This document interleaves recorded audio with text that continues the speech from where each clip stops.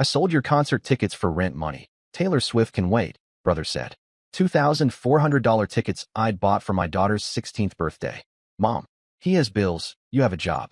I called Ticketmaster and requested a refund. When the ticket wouldn't scan at the gate. Sup, Reddit? I'm Larry.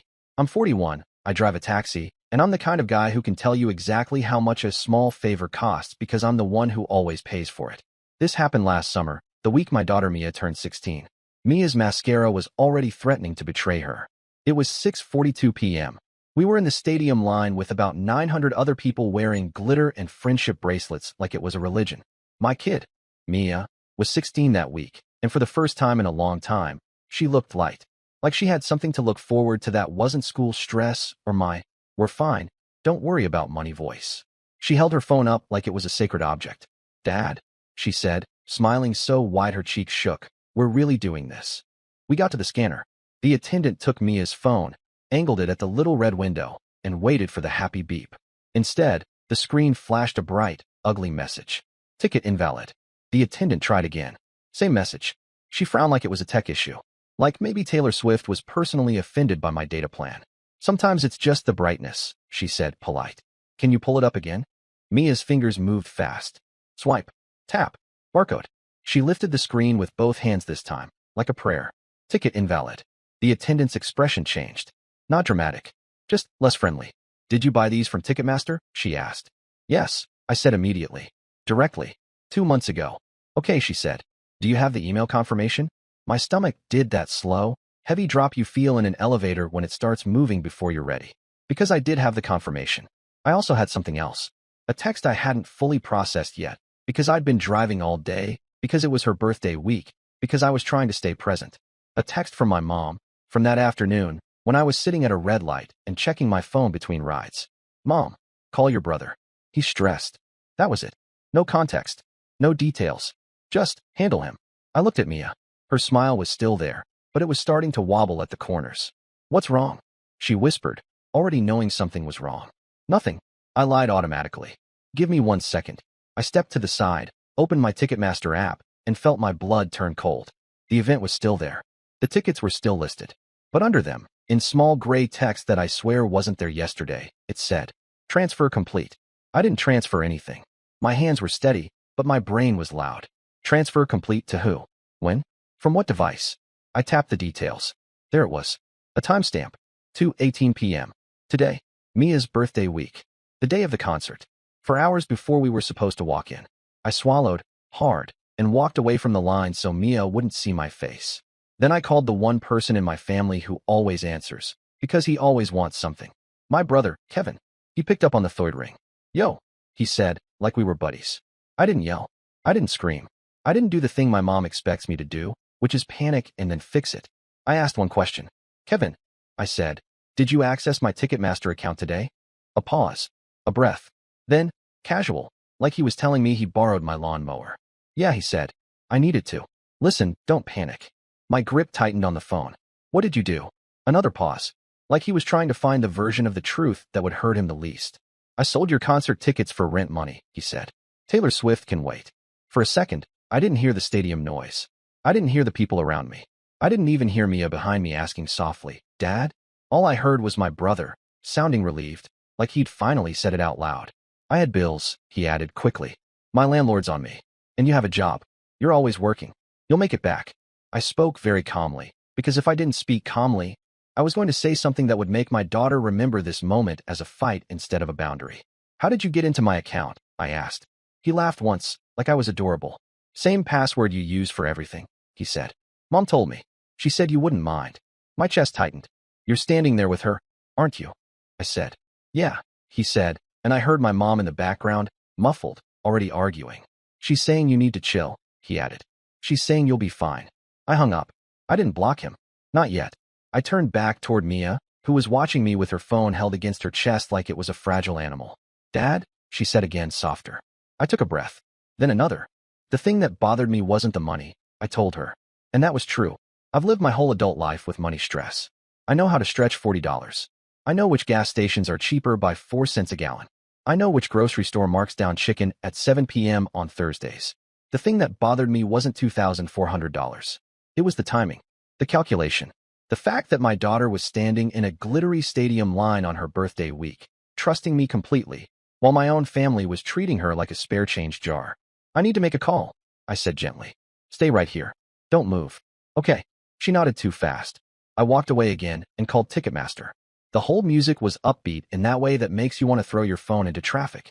When an agent finally picked up, I didn't tell a story. I didn't vent. I gave facts. My account was accessed without my permission, I said. 2 tickets were transferred at 2:18 p.m. today. I'm at the venue right now, and the barcode is coming up invalid because the tickets were transferred out. I need the transfer reversed, or I need a refund issued immediately. There was a pause while she typed. Okay, she said, professional. I can see the transfer. It was completed today. Yes, I said. Not by me. Have you shared your login information with anyone? No, I said, then corrected myself because I wasn't going to be cute about it. I didn't give him permission. My family knows my old password because years ago I used it for everything. I changed most of them, but I didn't think about this account. She asked me to verify the last 4 digits of the card used for the purchase. I did. She asked for the email address on the account. I gave it. Then she said something that made my stomach tighten again. The tickets were transferred to a different email address, she said. I can't disclose the full address, but it is not yours. I know, I said. That's the problem. She put me on hold again while she escalated it. I stared at the concrete wall near the entrance while my daughter stood 50 feet away, trying to look brave. And in that moment, while the hold music chirped like nothing in the world mattered, I made a decision that had nothing to do with Taylor Swift. I made a decision about my family. Because here's what nobody tells you about being the responsible one. People don't thank you. They assign you. They make you the default. You become the guy who will pick up the check, fix the problem, absorb the hit, and still show up smiling. And the day you don't, they act like you changed. Like you became cruel. The agent came back. Mister, she said, because the tickets were transferred out of your possession, we can't simply reissue them at the gate. However, we can open a fraud claim. If it's determined to be unauthorized access, we can issue a refund to the original payment method. Open it, I said. There's an investigation window, she warned. Refunds aren't immediate. I understand, I said, and my voice didn't shake. Open it anyway. She asked if I wanted the account locked. Yes, I said. Lock it. She asked if I wanted all devices signed out. Yes, I said. She asked if I wanted a record of the access log emailed to me. Yes, I said, and I felt something in me settle into place. Because now it wasn't a family argument. It was documentation. Then I walked back to Mia. She looked up at me like she was trying to read my face. We can't get in, I said simply. Her eyes filled immediately, and she did that thing teenagers do where they try to blink away emotion like it's embarrassing. But, Dad, she whispered, voice cracking. You bought them. I did, I said. Then why? I crouched slightly, so I was level with her. My brother took them, I said. He transferred them out of my account today. Her mouth opened, then closed. Like her brain couldn't fit that into the world. Why would he do that? She asked, like there had to be a reason that made sense. Because he wanted money, I said. She stared at the ground for a second. Then she whispered, on my birthday? I didn't answer, because if I answered honestly, it would have been too sharp. Instead, I said, you didn't do anything wrong. She nodded, but it didn't land. I stood up, took her hand, and we walked away from the entrance while music and screaming and glitter spilled in from inside like another universe. We got to my taxi, my actual taxi, because I was working until 3 p.m. that day, and Mia sat in the back seat like a passenger, shoulders curled in, staring out the window. I got in the driver's seat, stared at the steering wheel, and felt a heat behind my eyes. Not tears. Pressure. I sent one text to my mom. Me. Kevin sold Mia's concert tickets today. We were at the gate.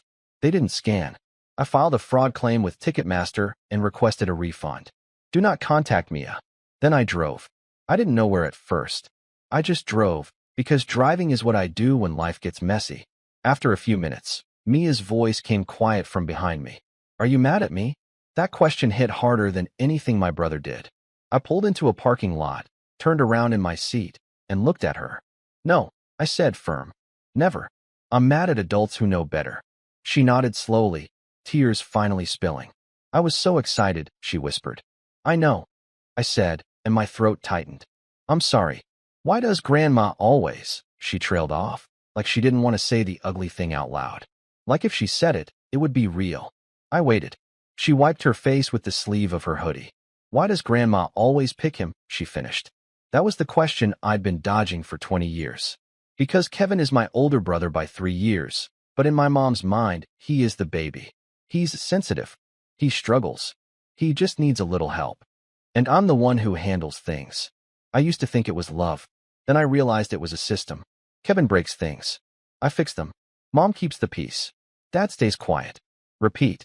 And as long as I keep fixing, the system never gets exposed. I took a breath. Because she's used to it, I said carefully. But you and I don't have to participate. Mia nodded, shaky. Then she said, voice small, I hate him. I didn't correct her. I just said, you don't have to talk to him. Ever. That night, after I got Mia fed and calm and watching a movie like her body didn't want to be in her own life, I sat at my kitchen table with my laptop. I didn't drink. I didn't spiral. I didn't call friends to rage. I did what I always do. I built a file. I pulled my Ticketmaster account activity and saved the email log. I changed the password to something long and ugly and unrelated to anything Kevin could guess. I turned on two-factor authentication. I checked my email security and saw a login alert from a device I didn't recognize at 2:11 p.m. I screenshotted it. I checked my bank statement and saw the original ticket charge from 2 months ago, $2,400. 2 tickets, plus fees. The kind of number that makes you feel reckless even when you planned for it. I made a note of the case number Ticketmaster gave me. Then, because I knew my family, I did one more thing. I opened my checking account and looked at my automatic transfers. Every month, on the first, $300 went to my mom's account. Not because she needed it. Not officially. Because things are tight, she'd always say. Because your brother's trying. Because it helps. I'd been doing it for years. It was never framed as funding Kevin, but it always was. I stared at that scheduled transfer for a long moment. Then I canceled it. Not paused. Canceled. I also canceled the auto pay I'd set up for my mom's phone plan, because Kevin was on it too, and somehow his line always had the newest phone. Then I drafted a simple email to my mom and my dad. Subject, boundaries. I wrote, Kevin accessed my account without permission. He transferred and sold my daughter's tickets on the day of the concert. The tickets did not scan at the gate. I filed an unauthorized access claim and requested a refund. Mia will not be contacted about this. I will no longer be providing financial support to the household. Then I hit send. I didn't add emotion. I didn't argue. I didn't threaten. I just changed the structure. The next morning at 7:14 a.m., my phone rang. Mom. I let it ring. At 7:16 a.m., she texted. Mom, call me now. I didn't. At 7:22 a.m., she texted again. Mom, Kevin told me what happened. He has bills. Larry, you have a job. There it was. The sentence that always made everything disappear. Like my work was a magical sponge that could absorb any harm. I typed back one line. Mia is not a bill you can move around. Then I put my phone face down and made coffee. By 9:03 a.m., my dad texted.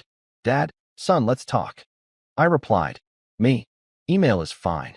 Because talk, in my family means, pressure Larry until the system goes back to normal. Around noon, Kevin finally texted me himself. Kevin, bro, you're being dramatic. I was going to pay you back. I stared at that message for a full 30 seconds. He was going to pay me back. With what money? The rent money he used to survive? The job he didn't have? The logic didn't matter. It never does. I typed. Cool. Then go figure out your rent without me. Then I blocked him. Not as a tantrum, as a decision. That afternoon, I got an email from Ticketmaster confirming the fraud claim was open and that the account was locked pending investigation. I forwarded it to myself, printed it, and put it in the folder I'd started labeled Mia. Mia came home from school and didn't talk much. She went to her room, closed the door, and I heard her music turn on low. Around 6 p.m., she came out and sat at the kitchen counter while I cooked. Grandma texted me, she said. My hand froze on the cutting board. What did she say? I asked, keeping my voice neutral. Mia slid her phone across the counter. It was my mom, trying to sound sweet. Grandma. Honey, your uncle had an emergency. He didn't mean to hurt you. Don't be mad at him. Family is family. Mia's eyes stayed on mine. She didn't look like a kid. She looked older. Tired. Am I allowed to be mad? She asked. That question should never have to be asked. Yes, I said instantly. You're allowed to feel whatever you feel. Mia swallowed. She said he had bills, she said. I know, I said. Mia's jaw tightened. So do you, she said. You always have bills. You don't take my stuff. I nodded once. Exactly, I said. That night, I didn't try to fix it with a new gift or a forced smile. I did something else. I told Mia the truth about our finances in a way I hadn't before. Not scary, not heavy, just real. I saved for those tickets for 4 months, I told her. I picked up extra airport runs. I skipped eating out. I planned it. Because you mattered. Mia's eyes filled again, but this time the tears looked different. Like she finally understood that the love was real, even if the world was ugly. A week later, Ticketmaster emailed me again. They confirmed unauthorized access and issued a refund to my original card. $2,400. It hit my account on a Thursday at 3:26 p.m. I stared at the notification, not relieved, just validated. Because I knew what would happen next. As soon as my family realized I got the refund, they'd treat it like the problem was solved. Like the only harm was the money. They were wrong. I didn't tell them about the refund. I didn't announce it. I didn't post it. I didn't wave it in anyone's face. I quietly moved the money into a new savings account labeled Mia Future and locked it down with a different bank, different login, different everything. Then I waited. It took 3 days. On Sunday, my mom showed up at my apartment. She didn't knock politely.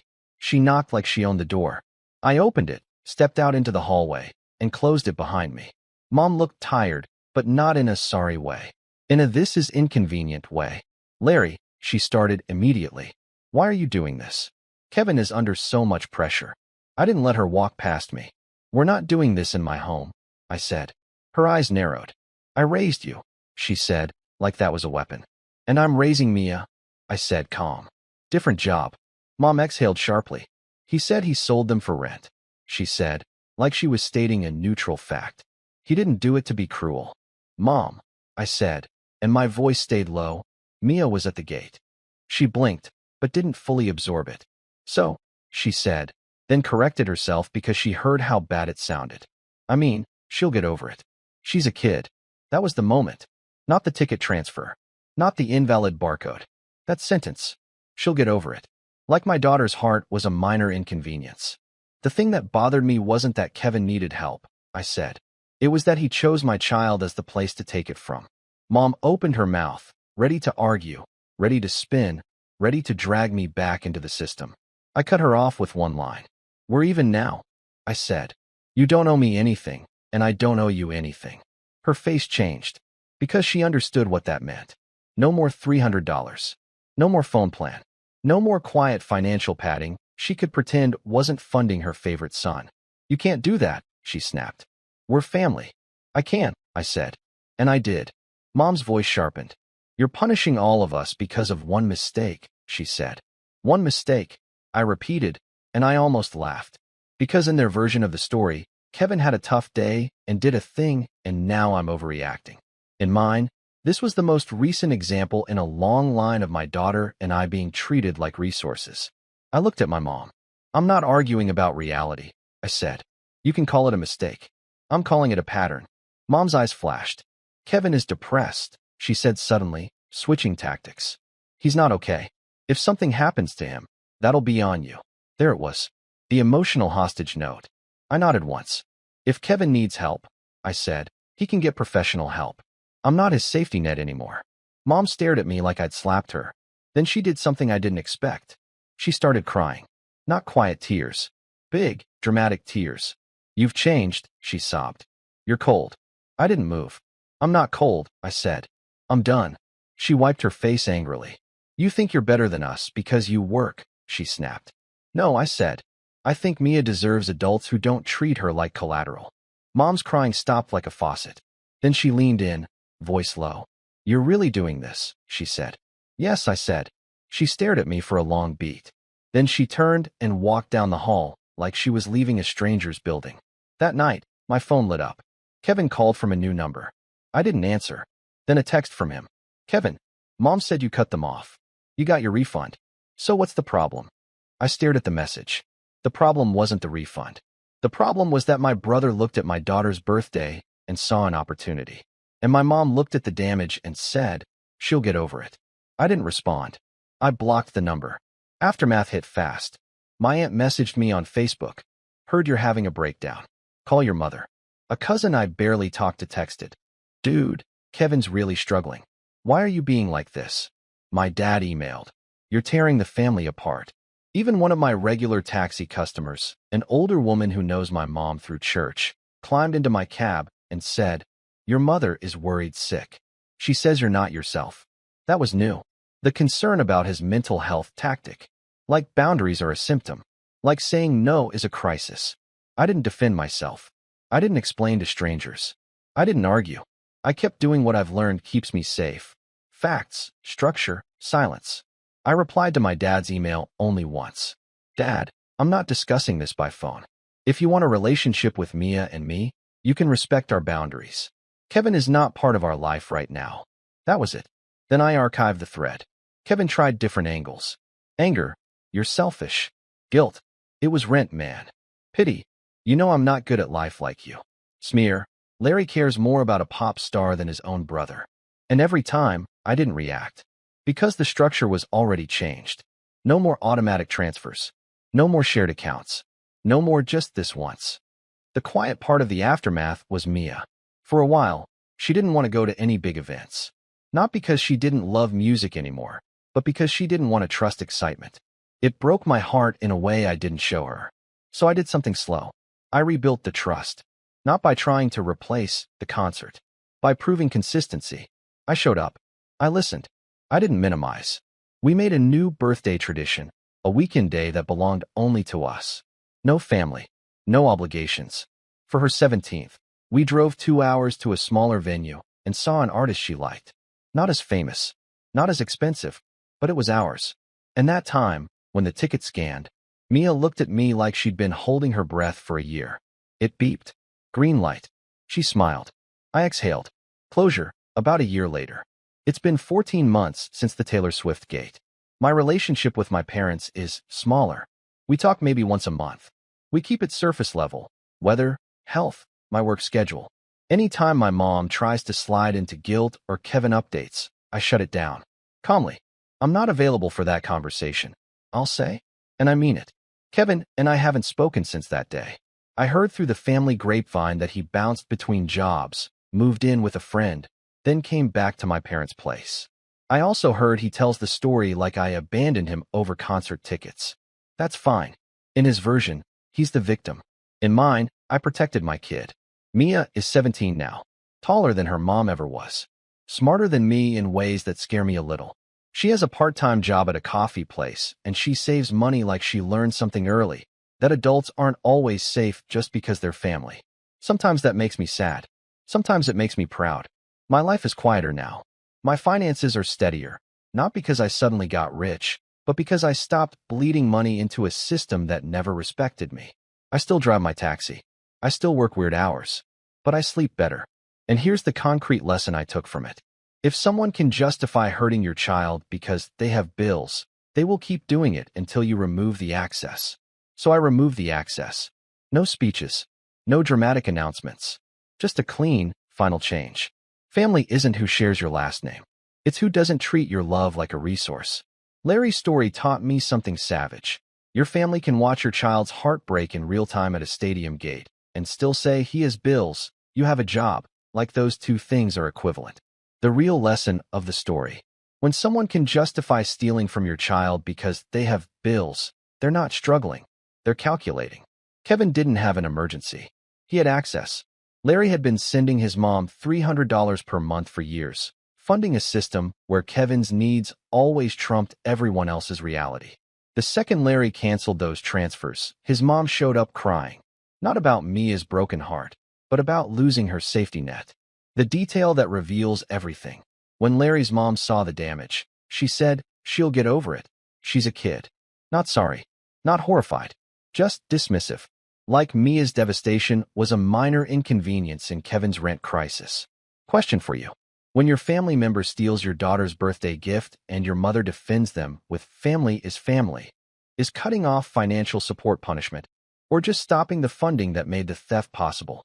And how many times does someone have to treat your child like a resource before you realize you're not keeping the peace? you're financing the harm.